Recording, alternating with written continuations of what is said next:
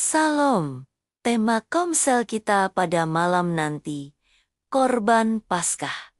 Berdasarkan Keluaran 12, ayat 1-3, ayat 21 sampai 31, dan ayat 40 sampai ke-42.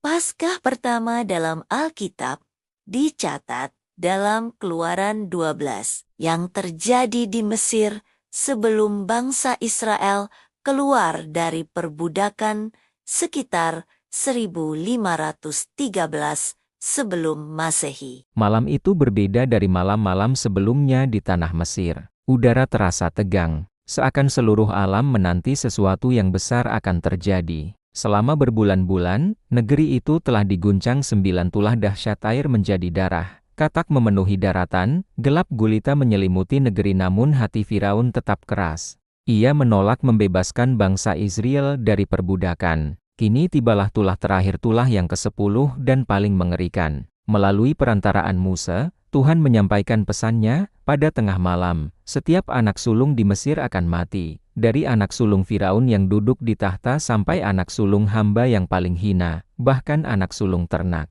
Tidak ada rumah yang luput dari ratapan. Namun kepada bangsa Israel diberikan sebuah perintah yang penuh makna. Setiap keluarga harus mengambil seekor anak domba jantan, tidak bercacat, berumur setahun. Domba itu disembelih pada senja hari, dan darahnya dioleskan pada ambang atas dan kedua tiang pintu rumah mereka. Dagingnya harus dipanggang dan dimakan bersama roti tidak beragi dan sayur pahit. Mereka harus memakannya dengan sikap siap berangkat, pinggang berikat, kasut di kaki, tongkat di tangan. Malam itu disebut sebagai Paskah sebab Tuhan akan melewati rumah-rumah yang ditandai dengan darah. Ketika malaikat maut melintasi Mesir, ia melihat darah itu dan melewati rumah tersebut.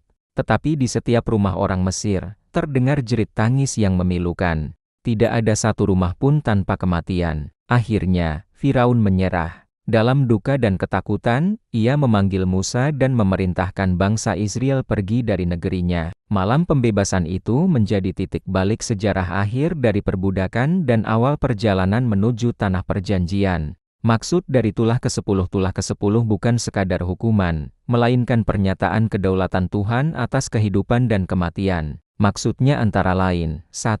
Menyatakan kuasa Tuhan yang mutlak. Tuhan menunjukkan bahwa tidak ada kuasa, bahkan raja terbesar sekalipun, yang dapat melawan kehendaknya. Kedua, menghancurkan kesombongan Firaun anak sulung, melambangkan masa depan dan kekuatan suatu bangsa. Dengan tulah ini, Tuhan mematahkan kesombongan Mesir. Ketiga, membebaskan umatnya. Tulah ini menjadi puncak dari proses pembebasan bangsa Israel dari perbudakan. Arti dan makna kisah Paskah mengandung makna rohani yang sangat dalam. Pertama, darah sebagai tanda perlindungan. Darah anak domba menjadi simbol keselamatan, bukan karena kebaikan manusia, tetapi karena ketaatan dan iman pada perintah Tuhan. Kedua, pengorbanan domba tak bercacat melambangkan pengorbanan yang sempurna. Dalam tradisi Kristen, peristiwa ini sering dipahami sebagai bayangan pengorbanan Yesus Kristus sebagai anak domba Allah. Ketiga, pembebasan dari perbudakan Mesir melambangkan perbudakan dosa, dan Paskah melambangkan pembebasan menuju kehidupan baru.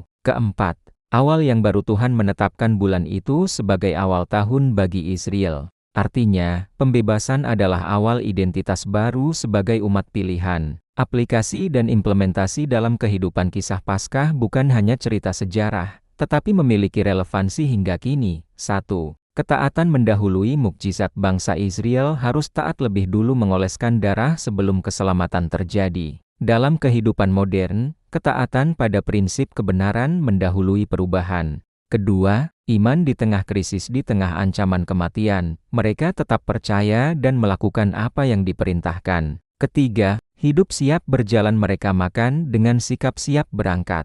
Ini mengajarkan kesiapan untuk mengikuti panggilan Tuhan kapan saja. Keempat, mengingat karya Tuhan. Paskah diperintahkan untuk dirayakan turun-temurun. Artinya, penting untuk mengingat karya Tuhan dalam sejarah hidup kita. Kesimpulan Paskah pertama adalah malam pembebasan yang penuh kuasa, pengorbanan, dan iman. Tulah ke-10 menunjukkan bahwa Tuhan adil sekaligus penyelamat.